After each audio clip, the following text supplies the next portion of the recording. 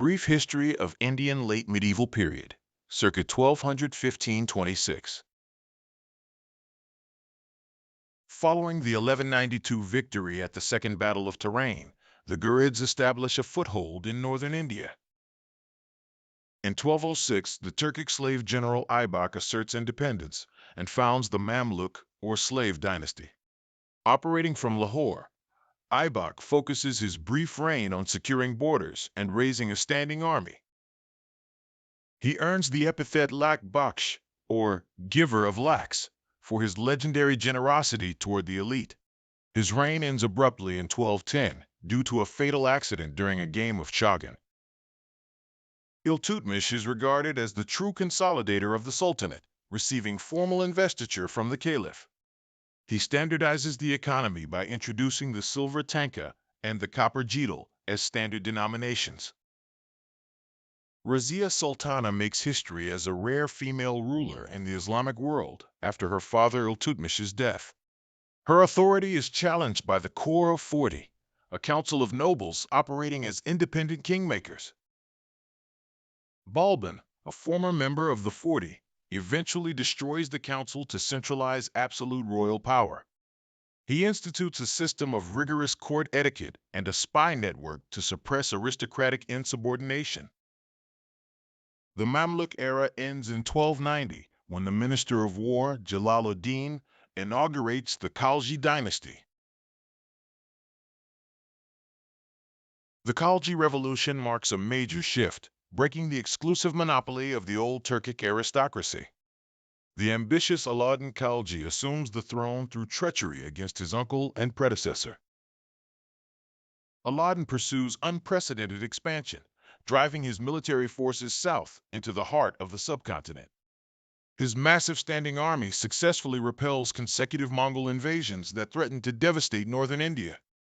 He introduces Hunkam-i-Mesahad, mandating physical land measurement to determine state tax demand based on actual yield. Alauddin takes stringent measures against local elites, ensuring they cannot pass their tax burdens to the poor. To support his army, the Sultan establishes a regulated market control system with fixed prices for essential goods. Prices for staples like wheat and barley are strictly capped to ensure affordability for the city's inhabitants. Specialized markets are created for livestock and slaves, overseen by the newly formed Diwan-i-Riyasat. Strict intelligence officers known as Barids monitor the markets to prevent hoarding and price gouging. Transporters are registered and forced to settle near the river to ensure a continuous flow of food.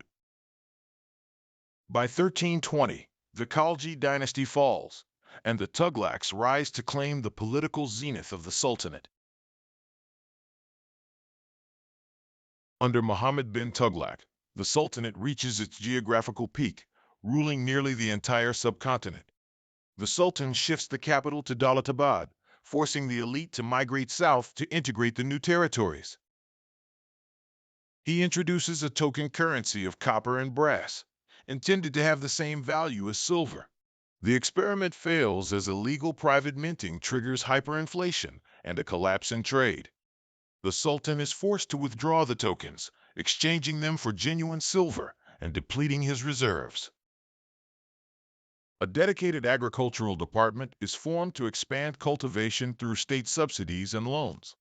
Higher taxes in the fertile Doab coincide with a severe famine, sparking widespread rural rebellions. His successor, Firoz Shah, adopts a placatory policy toward the nobility and the religious class. Firoz Shah focuses on public works, constructing an extensive network of irrigation canals to stabilize production. The Tughlaq state is mortally wounded by the 1398 invasion of the Central Asian conqueror Timur. Timur's forces sacked the city and killed thousands before withdrawing, effectively ending Tughlaq power. Following the invasion, the Sultanate disintegrates into a patchwork of small, independent regional states. Territories are divided into Ikaitas, assignments held by officials responsible for revenue and military readiness. Local shikdars maintain law and order while protecting the peasantry from the oppression of landlords.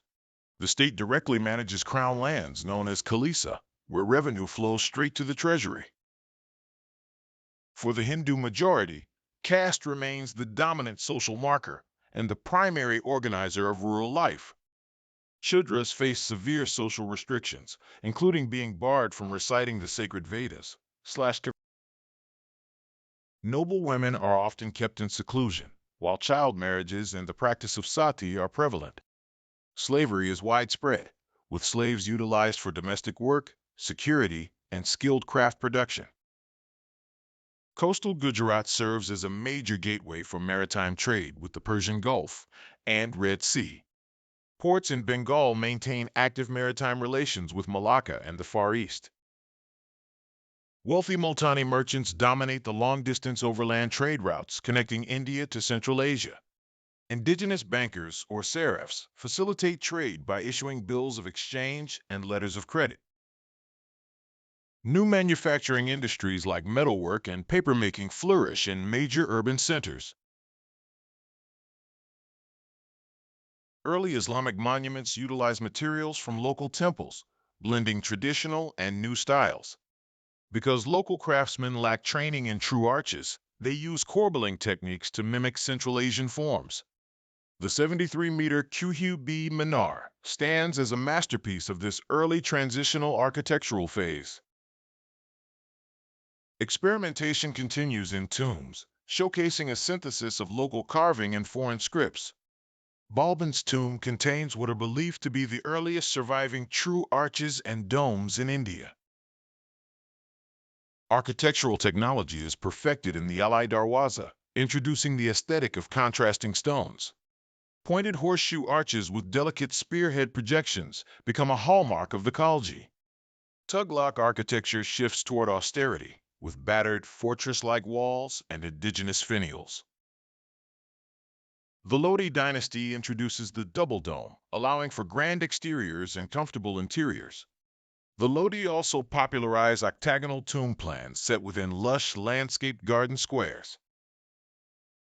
As central power wanes, regional sultanates like Bengal develop unique localized styles using local materials.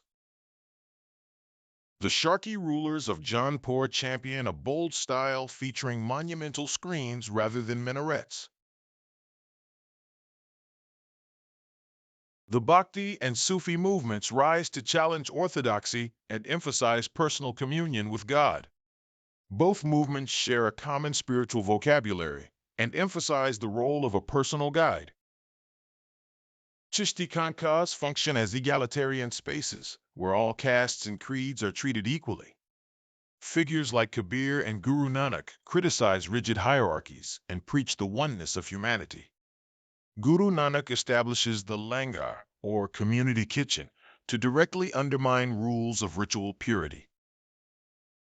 Spiritual ideas are propagated in regional languages, breaking the priestly monopoly over literature. Congregational chanting, music, and dance become essential tools for popular devotion. Organized Buddhism declines as royal patronage shifts and Hindu sects survive among the masses. While popular movements thrive, the official religious class, the ulema, provides theological support to the state. A profound linguistic and cultural synthesis begins to emerge, often termed the Ganga-Jamuni Tehzeeb. In the south, the Devadasi system and temple arts flourish alongside the growing Bhakti influence. By the end of the period, India is a complex tapestry of rigid social structures and spiritual openness. The Bahmani kingdom is established in 1347 after an Afghan rebel leader declares independence from Delhi. In 1336, the Vijayanagara Empire is founded by brothers who declare themselves the Hindu sultans. The two powers engage in perpetual warfare over control of the strategic Tungabhadra Doab. The Bahmani court is fractured by a bitter rivalry between long-established local elites and newcomers from Persia. Internal strife eventually causes the Bahmani Sultanate to disintegrate into 5 independent states. In Vijayanagara, the rise of hereditary military governors known as Nayakas weakens central village government. King Deva Raya the first builds dams across the Tungabhadra to provide irrigation and city water.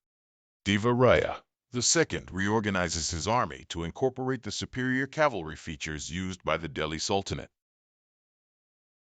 Considered the empire's greatest ruler, Krishna Deva Raya is a major patron of literature and a brilliant conqueror. The empire maintains friendly ties with the Portuguese to secure horses and trade.